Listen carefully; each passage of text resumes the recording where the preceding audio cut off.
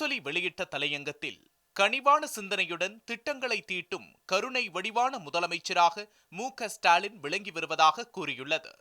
பெண்களின் அன்றாட செலவுகளை ஈடுகட்டும் வகையில் மாதந்தோறும் 1000 ரூபாய், பணிக்கு செல்லும் பெண்களின் செலவை குறைக்கும் வகையில் கட்டணமில்லா பேருந்து பயணம், பள்ளிக்கு வரும் பிள்ளைகளின் பசிப்பினி போக்கும் காலை உணவு திட்டம், கல்லூரிக்கு வரும் மாணவியருக்கு மாதந்தோறும் 1000 ரூபாய், கல்லூரிக்கு வரும் மாணவர்களுக்கும் மாதந்தோறும் 1000 ரூபாய், இந்த வரிசையில் பிறந்த குழந்தைகளுக்கு ஊட்டச்சத்து வழங்கும் திட்டத்தை முதலமைச்சர் செயல்படுத்தி வருகிறார்கள். தாயுமானவராய் தந்தையுமானவராய் முதலமைச்சர் மு.க.ஸ்டாலினை உயர்த்தி இருக்கிறது. இத்திட்டத்தின் 2ஆம் கட்ட செயல்பாடுகளை அரியலூரில் தொடங்கி வைத்த மேடையில் தாய்மார்கள் சிலர் பேசிய பேச்சு மிக மிக உருக்கமானது. எனது குழந்தை பிறக்கும் போது மிக மிக குறைவான எடையில்தான் பிறந்தது. என்ன செய்வது என்று நினைத்தேன். அதனை வளர்க்கும் அளவுக்கு என்னிடம் பண வசதி இல்லை. முதலமைச்சரின் ஊட்டச்சத்து வழங்கும் திட்டத்தால் நிறைய நல்ல பொருட்கள் கிடைத்தது. அதன் மூலமாக என் குழந்தை நல்ல ஆரோக்கியத்தோடு இப்போது வளர்ந்து விட்டது என்று சொல்லி இருக்கிறார்கள் அந்த தாய்மார்கள். குழந்தைகளுக்காக மட்டுமே முதலமைச்சர் ஏராளமான திட்டங்களை அறிமுகம் செய்துள்ளார். முதலமைச்சர் காலை உணவு திட்டம், முட்டையுடன் கூடிய சத்துணவு திட்டம், இளம் சிறார்களுக்கு இணை உணவுகள் வழங்கும் திட்டம், பாலூட்டும் தாய்மார்களுக்கு மகப்பேறு உதவி திட்டம் ஆகிய திட்டங்கள் செயல்பாட்டில் உள்ளன. முதலமைச்சராக தலைவர் மு.க.ஸ்டாலின் ஆட்சி பொறுப்பேற்றவுடன் தமிழ்நாட்டில் பிறக்கும் குழந்தைகளுக்கு ஊட்டச்சத்து குறைபாடுகளை களையும் நோக்குடன் ஊட்டச்சத்தை உறுதி செய் என்ற திட்டத்தை 2022ஆம் ஆண்டு செயல்படுத்தியதாக முரசொலி தெரிவித்துள்ளது. இதற்காக தமிழ்நாடு முழுவதும் கணக்கெடுப்பு நடத்தப்பட்டது. அவர்களுக்கு தீவிர ஊட்டச்சத்து உணவு வகைகள் வழங்கப்பட்டது. அதில் தீவிர ஊட்டச்சத்து குறைபாடு உள்ளவர்களாக கண்டறியப்பட்ட குழந்தைகளில் 77.3 விழுக்காடு குழந்தைகள் இயல்பு நிலைக்கு திரும்பியுள்ளனர்.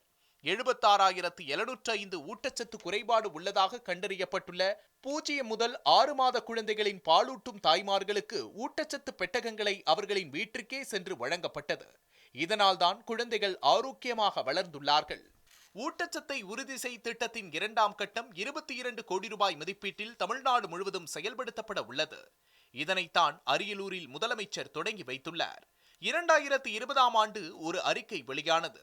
நடப்பு ஆண்டுக்கான சர்வதேச பட்டினி குறியீட்டில் 94வது இடத்தில் இந்தியா உள்ளது என்பதுதான் அந்த அறிக்கையாகும். ஊட்டச்சத்து குறைபாடு, உயரத்திற்கேற்ற உடல் எடை காணப்படாத 5 வயதுக்குட்பட்ட சிறுவர்களின் எண்ணிக்கை, வயதுக்கேற்ற உயரம் காணப்படாத 5 வயதுக்குட்பட்ட சிறுவர்களின் எண்ணிக்கை, சிறுவர்களின் இறப்பு விகிதம் ஆகியவற்றின் அடிப்படையில் இந்த பட்டினி குறியீடு கணக்கிடப்படுகிறது. இதில் இந்தியாவின் நிலைமை கவலைக்கிடமாக இருக்கிறது. இந்திய மக்களில் 14% பேர் ஊட்டச்சத்து குறைபாடுடன் காணப்படுகின்றனர். நாட்டில் 5 வயதுக்குட்பட்ட சிறுவர்களில் 37.4% பேருக்கு உயரத்திற்கு ஏற்ற உடல் எடை காணப்படவில்லை. அவர்களில் 17.3% பேர் வயதுக்கேற்ப வளரவில்லை. நாட்டில் 5 வயதுக்குட்பட்ட சிறுவர்களின் உயிரிழப்பு விகிதம் 3.7% உள்ளது. கர்ப்பகாலம் நிறைவடையும் முன்பே பிறக்கும் குழந்தைகளின் எண்ணிக்கை அதிகமாகி வருகிறது. குறைந்த எடையுடன் பிறக்கும் குழந்தைகளும் அதிகமாகி வருகிறார்கள். இவை குறைந்த வருவாய் கொண்ட மாநிலங்களிலும் கிராமப்புறங்களிலும் அதிகரித்து வருகிறது. இதுதான் இந்தியாவை பற்றி அந்த பட்டினி குறியீட்டு பட்டியல் சொல்லும் விவரமாகும். இதனை மனதில் வைத்து ஒன்றிய அரசும் அனைத்து மாநில அரசுகளும் திட்டங்களை தீட்ட வேண்டும். அவர்கள் செய்கிறார்களோ இல்லையோ, நம் தமிழ்நாட்டு முதலமைச்சர் இதனை மனதில் வைத்து செயல்பட்டு நல்லதொரு திட்டத்தை கடந்த 2 ஆண்டுகளாக செய்து காட்டி அதில் வெற்றியும் பெற்று வருகிறார்கள். திட சக்தியுள்ள குழந்தைகளை உருவாக்கும், மக்கள் நலன் பேணும் அரசாக தமிழ்நாடு அரசு விளங்குவதின் அடையாளமே இத்திட்டமாகும். இவையெல்லாம் கட்சியை தாண்டி, அரசியலை தாண்டி, தேர்தலை தாண்டி செய்ய நினைப்பதாகும். மிக மிக மிக பிற்படுத்தப்பட்ட சமுதாயத்தைச் சேர்ந்தவன் நான் என்றார் கலைஞர். எத்தனை மிக மிக வேண்டுமானாலும் போட்டுக்கொள்ளுங்கள் என்றார் கலைஞர்.